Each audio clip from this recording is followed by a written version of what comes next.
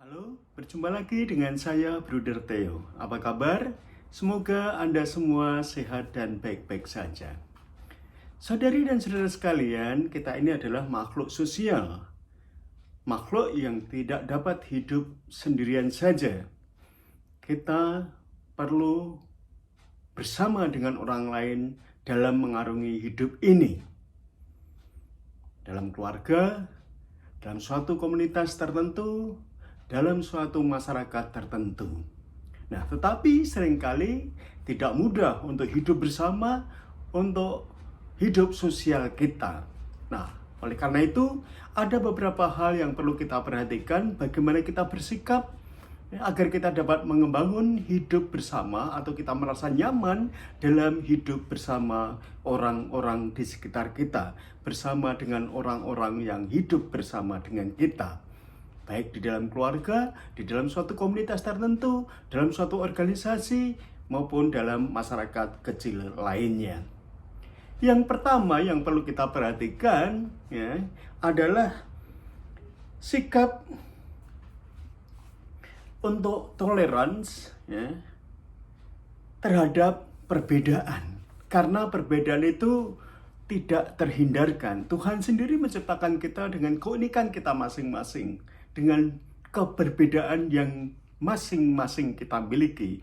Oleh karena itu dalam hidup bersama kita perlu membangun sikap toleransi. Karena tanpa sikap toleransi tentu kita akan sulit untuk menerima perbedaan di antara kita. Orang lain sulit menerima bahwa saya unik, bahwa saya berbeda dengan mereka, dan juga saya sulit menerima perbedaan-perbedaan yang ada.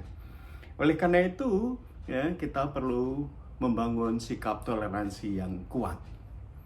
Yang kedua adalah menyadari bahwa setiap orang itu mempunyai keterbatasan, mempunyai kelemahan, termasuk saya sendiri. Kita sendiri juga punya kelemahan, punya keterbatasan.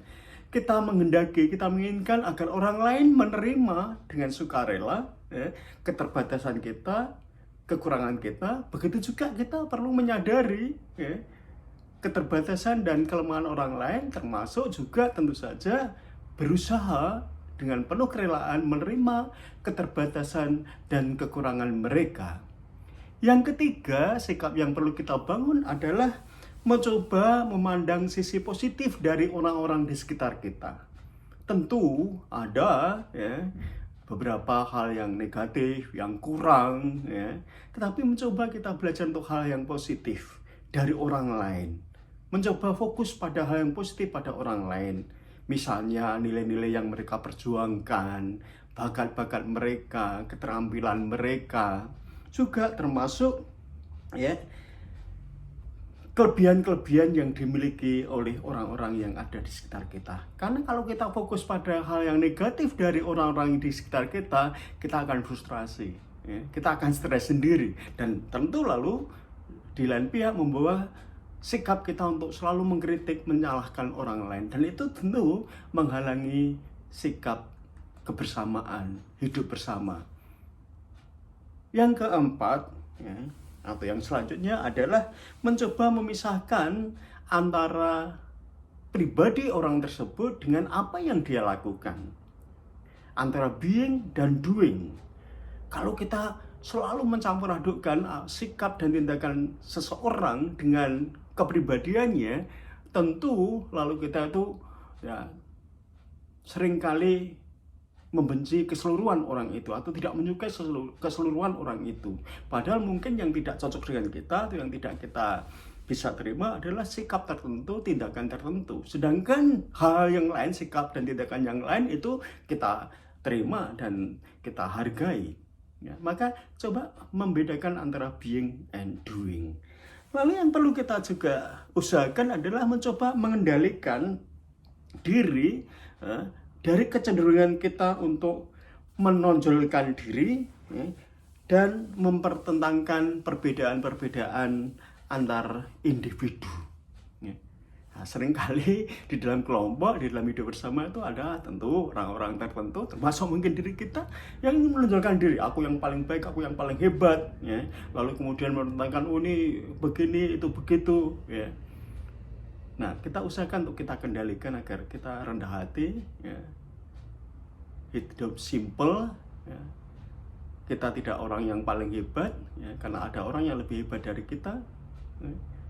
Maka kita harus mengendalikan diri untuk tidak menonjolkan diri dan tidak memperbesar perbedaan-perbedaan yang ada di antara kita.